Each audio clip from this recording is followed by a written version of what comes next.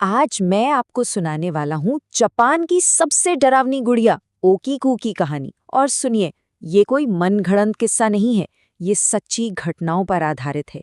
एक ऐसी कहानी जो किसी की भी रूह कंपा सकती है।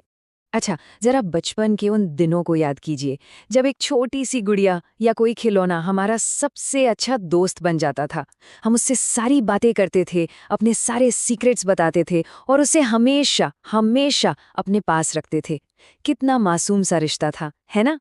लेकिन जरा सोचिए, अगर वही गुड़िया, वही सबसे प्यारी दोस्त अचानक अपनी जिंदगी जीने लगे तो मतलब अगर वो खुद ब खुद अपनी जगह से हिलने लगे और उसकी हरकतें मासूमियत से हटकर एकदम डरावनी हो जाएं तो चलिए अब शुरू करते हैं कीकूको और उसकी गुड़िया की वो कहानी जिसकी शुरुआत तो एक बहुत ही प्यारे से तोहफे से हुई थी, लेकिन अंत बहुत ही भयानक हुआ।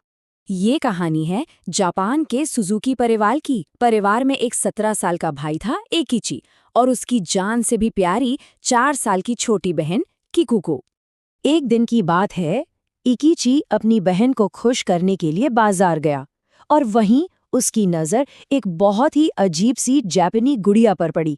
वो बाकी सब खिलौनों से बिल्कुल अलग दिख रही थी। उस गुड़िया ने ना एक लाल रंग का किमोनो पहना हुआ था। उसकी आंखें बहुत गहरी थीं और होठों पर एक अजीब सी मुस्कान थी। मतलब ऐसी मुस्कान जिसे देखकर ही लगे कि जैसे वो जिंदा हो। इक्कीची ने वो गुड़िया खरीद ली। कीकू को उसे देखकर इतनी खुश हुई कि उसने फौरन उसका नाम रख दिया ओकीकू। अब तो ओकीकू कीकूको की पक्की सहेली बन गई थी। वो उसे एक पल के लिए भी खुद से अलग नहीं करती थी। लेकिन कहते हैं ना, अच्छी चीजें ज्यादा दिन नहीं टिकती। इस हंसते खेलते परिवार की जिंदगी में एक ऐसा भयानक तूफान आने वाला था जो सब कुछ हमेशा के लिए बदल कर रख देने वाला था। हुआ ये कि अचानक एक दिन कीकूको को तेज बुखार चढ़ गया। डॉक्टर को दिखाया तो पता चला कि उसे मलेरिया है। बहुत इलाज करवाया गया, लेकिन उसकी हालत बिगड़ती ही चली गई। और फिर एक दिन अपनी प्यारी ओकीको गुड़िया को सीने से लगाए हुए उस नन्ही सी बच्ची ने दम तोड़ दिया। पूरा परिवार मानो टूट ही गया था।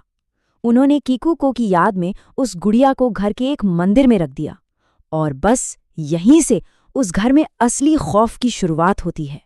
अब उस घर में वो सब होने लगा था जिसकी किसी ने कभी कल्पना भी नहीं की थी।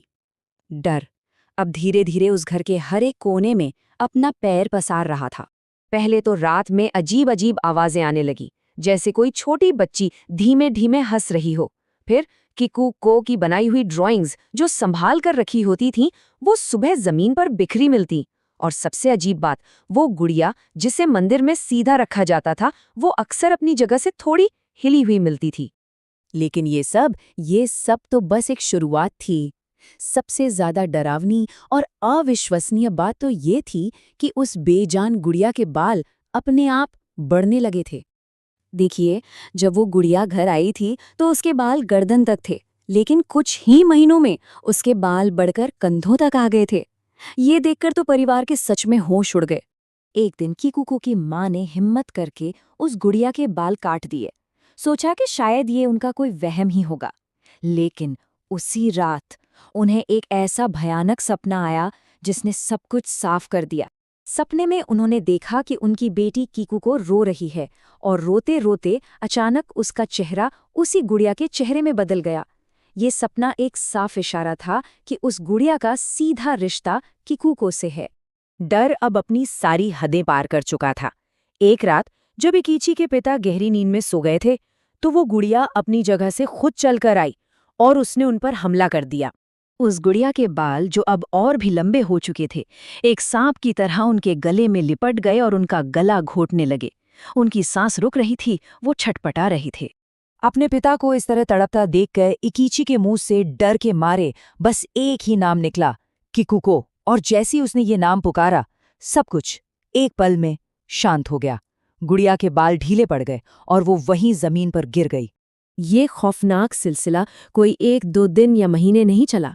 सुजुकी परिवार ने इस भयानक डर के साये में पूरे 20 साल गुजारे। सोचिए जरा, 20 साल। 20 साल तक ये सब झेलने के बाद आखिरकार परिवार ने फैसला किया कि वो अब और नहीं सह सकते। लेकिन ये एक ऐसी कहानी है जो शायद आज भी खत्म नहीं हुई है। आखिरकार परिवार ने उस गुड़िया को एक बौद्ध मंदिर के पुजारियों को सौंप दिया। आपको बता दूं कि जापान में ये एक प्रथा है कि कई बार दिवंगतों से जुड़ी चीजों को मंदिरों में रखा जाता है ताकि उनकी आत्मा को शांति मिल सके।